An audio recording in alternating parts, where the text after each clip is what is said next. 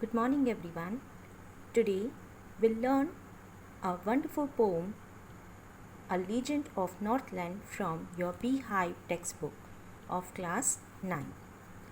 A Legend of Northland, written by Fob Carey.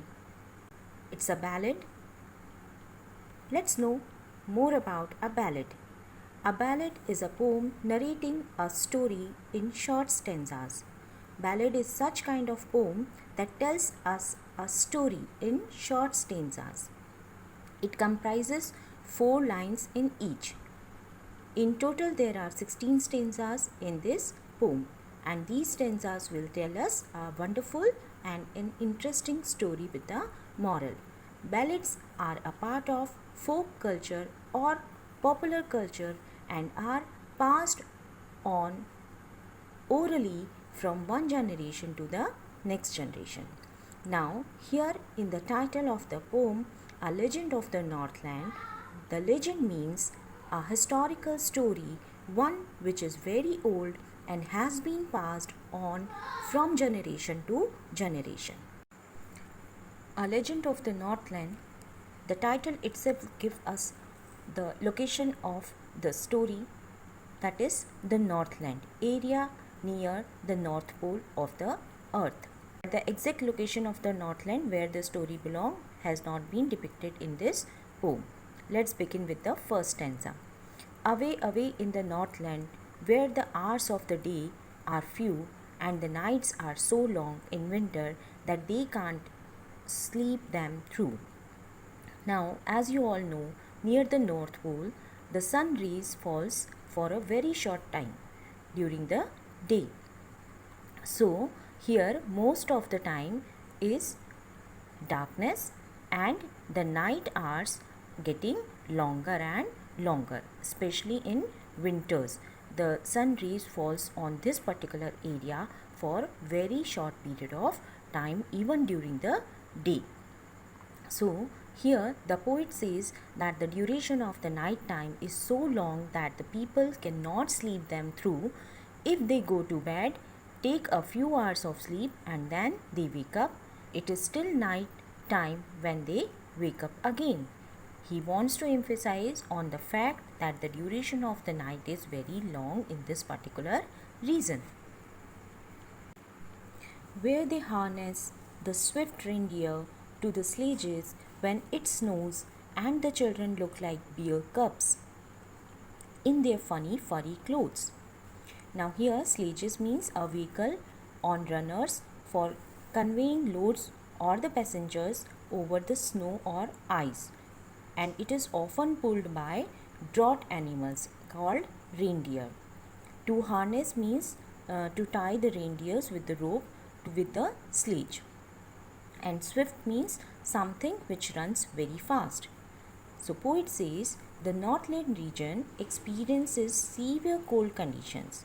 It is a snowy area and the reindeer is an animal which is found in this polar region very often. People tie the reindeers to the sledges and then the reindeers pull the sledges. He adds that the children look like young ones of bear because they wear funny looking clothes made up of fur, which is like the furry skin of a bear.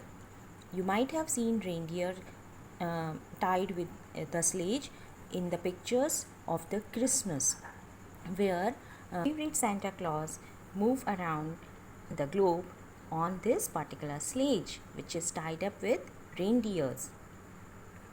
Let's begin with the third stanza. They tell them a curious story. I don't believe this story, and yet you may learn a lesson if I tell the tale to you. Curious means strange or unknown. Here they refers to the parents or the elderly people, and them refers to the children or the younger generation. The elders of the Northland region tell a strange and interesting story with the moral to the younger generation. The poet says that he doesn't think that the story is true, but if he tells the story to the reader, maybe the reader could learn a lesson from it. The story gives us an important message. Once, when the good Saint Peter lived in the world below and walked about it, preaching just as he did, you know. Now, Saint Peter, here a follower of Jesus Christ, preaching means to give a religious talk or the lesson to people. So, what Saint's work here? So, Saint Peter used to roam around the globe, and he used to preach to the people about the stories of Jesus and about the lessons of life. The story is about Saint Peter here. When Saint Peter used to live in the world and went around giving religious lectures to the people, just like all saints do, then an incident happened. He came to the door of a cottage in traveling round the earth, where a little woman was making cakes and baking them on the hearth. Now, hearth is the fireplace where you can do any kind of cooking or baking. When Saint Peter was moving around the world, he used to give religious lectures to people. He reached the door of the cottage where a small woman was making cakes. She was baking the cakes on the fireplace. And being faint with fasting, for the day was almost done, he asked her from her store of cakes to give him a single one. Now, faint means to become very weak or famished. As Saint Peter had not eaten anything the entire day, he was fasting. Now he was very hungry and was feeling weak. So he went to this woman who was baking cakes, and he asked for one cake out of the many cakes that she had baked. So she made a very little cake, but as it baking lay, she looked at it and thought it seemed too large to give away. The woman was selfish. She didn't want to give any piece of cake. Instead, she started making a very small cake for Saint Peter. She did not want to share her things with anyone. But when she put the cake for baking, she looked at it and thought that this cake was too big to be given to someone. See how greedy the woman was, as if when she was cooking for herself, she thought that it is okay, nice enough. But when it came to give away, she thought it is very large piece of cake, I can't give. Therefore, she needed another and still a smaller one, but it looked when she turned it over as large as the first had done. Kneaded means to make dough from the flour. The little miser woman thought that the cake was too big to be given away, so she started making another smaller cake. When she looked at the cake, she again felt that it was as big as the previous one, and she again placed it in the shelf. Why? Because she was not ready to give this smaller cake again to Saint Peter. Then she took a tiny scrap of dough and rolled it flat and baked it thin as a wafer, but she couldn't part with that.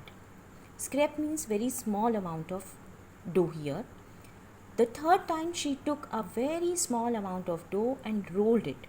The poet says that she rolled and rolled to lay emphasis on the fact that she rolled the dough and made it very thin like a wafer and baked it. But she was so greedy that she couldn't give that thin piece of bread also to the saint. For she said, "My cakes that seem too small when I eat of them myself are yet too large to give away." So she put them on the shelf. The woman reasoned that when she ate the cakes herself, she felt that they were very small. But if she had to give them to someone, she felt that they were too big to be given away. She put all the cakes on the shelf of her kitchen, and she did not give any single piece of cake to hungry Saint Peter. Then good Saint Peter grew angry, for he was hungry and faint, and surely such a woman was enough to provoke a saint. Now, here provoke means cause to get angry or to motivate someone for something. Saint Peter became angry as he was very hungry and feeling sick and weak, and the selfish woman was not ready to give him even a small piece of cake. And this behavior of this greedy lady angered the Saint Peter. And he said, "You are far too selfish to dwell in a human form, to have both food and shelter and fire to keep you warm." Now, here dwell means to live. Saint Peter cursed the woman and said that she was very selfish. She did not deserve to live like a human being.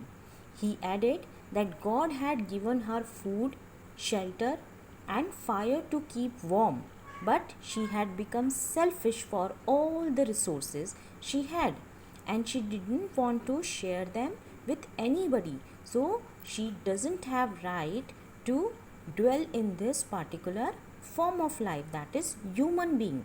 Now angry Saint Peter cursed the woman. Now what's the curse? See in the next line.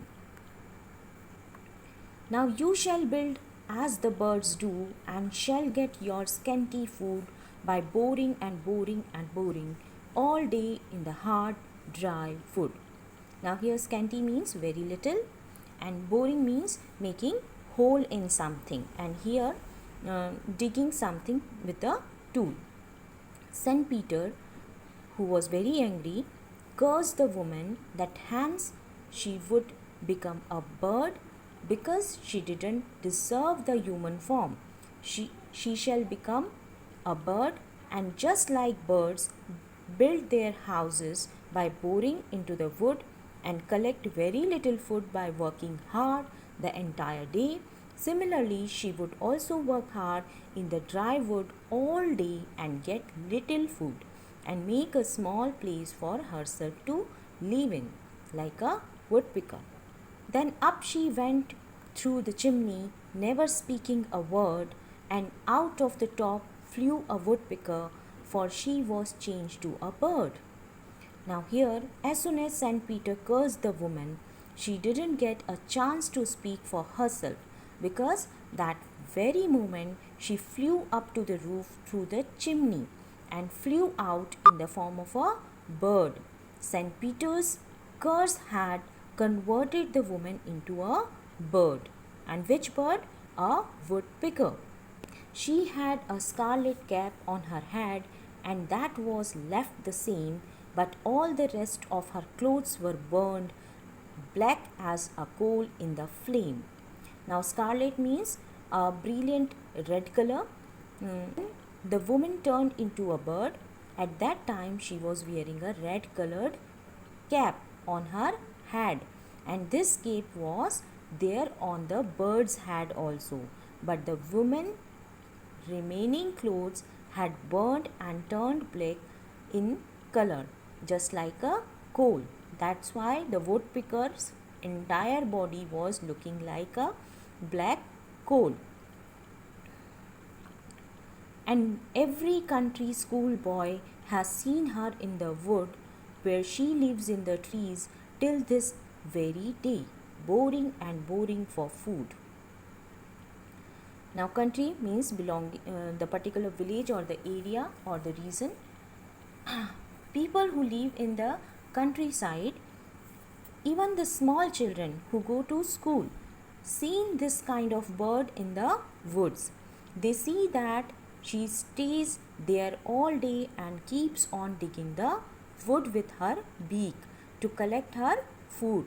So whenever any child sees this kind of bird, then his elders tell him this story.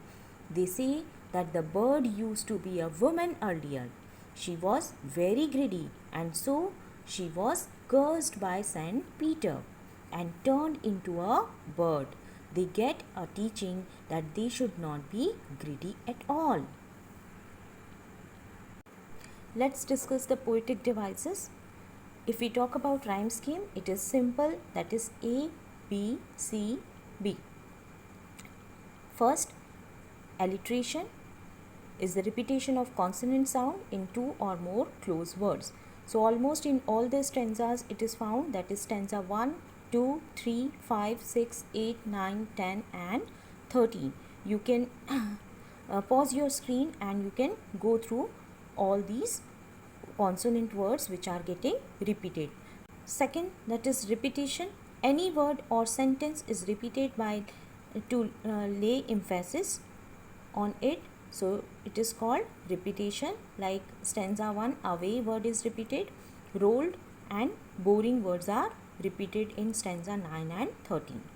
Simile, as you know, comparison using as or like.